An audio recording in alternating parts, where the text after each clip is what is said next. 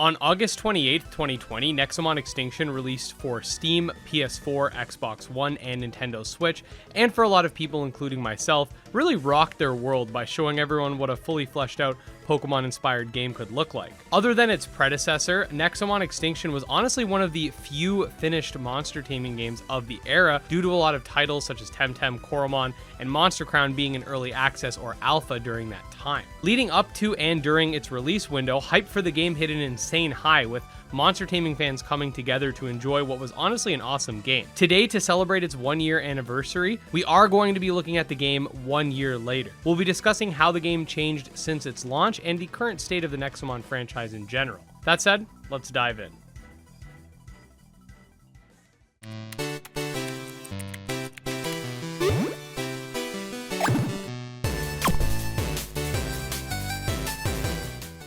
Okay, so if you're new to the Nexomon franchise or haven't played Nexomon Extinction and want to know what all the buzz is about, I did create a review back when the game first launched, and that should give a brief overview of what the game entails. In short, Nexomon is a monster taming, story-driven JRPG that features a lovely cast of interesting characters, almost 400 Nexomon to catch and battle with, a semi-open world with level scaling, a core system to add some level of battle complexity, and a whole lot more. So what exactly has changed over the course of the last year?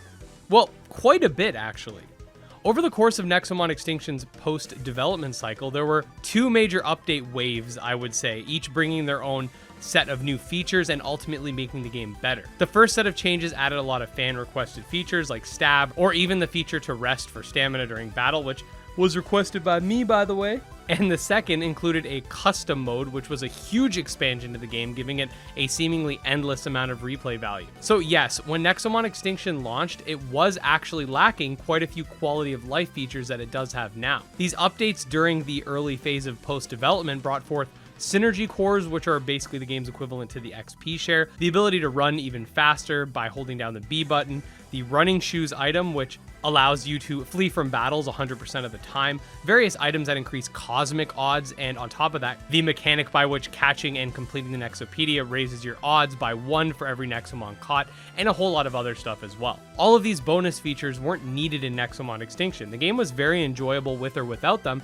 However, this enhanced the enjoyability to the next level, and it's all because the dev team listened to the fans and wanted the game to be the best version of itself that it could be. I've always said that it's the little things that really go a far way in monster taming games, especially when it comes to indie titles, and this is the type of stuff I'm talking about. Nothing added to the game, however, could compare to the second major update, the custom mode update. This update literally set the bar in many ways for what monster taming games as a whole should aim to be. What is custom mode exactly? Well, it's basically a ton of different ways to manipulate the game to cater to one's own experience, or rather preferred experience. Want random Nexomon battles?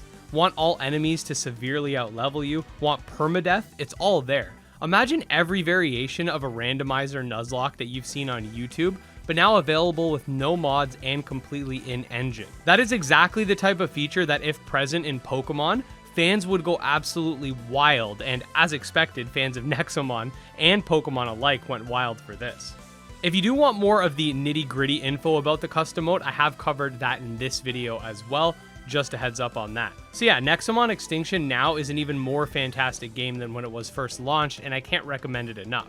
It's one of my go-to games to recommend to friends looking to play something outside of Pokemon, or that can still encapsulate that same sort of feel. As for the franchise, I'd say it's doing great right now. We got Nexomon 1 releasing as a console port, and the mobile port for Nexomon Extinction seems to be nearing completion. Let's also not forget that we have a mini DLC/update coming to Nexomon Extinction with those colossal skeletons seen throughout the world. Nexomon Extinction itself also confirmed a sequel during the final moments of the game's epilogue. So it's honestly a great time to get hooked on the Nexomon franchise if you're not already, because I see this being a long-standing franchise, and who knows, maybe the kids of today will have fond memories of Nexomon in their adulthoods like we do for games like Pokemon or other Monster Tamer classics. So with all that said, happy 1-year anniversary to the Nexomon team and all of the fans who made that game a success. If you are a fan of Nexomon and or the monster taming genre in general, definitely make sure to subscribe to this channel where we cover monster taming games as our chief focus. I will see you guys next time. Peace.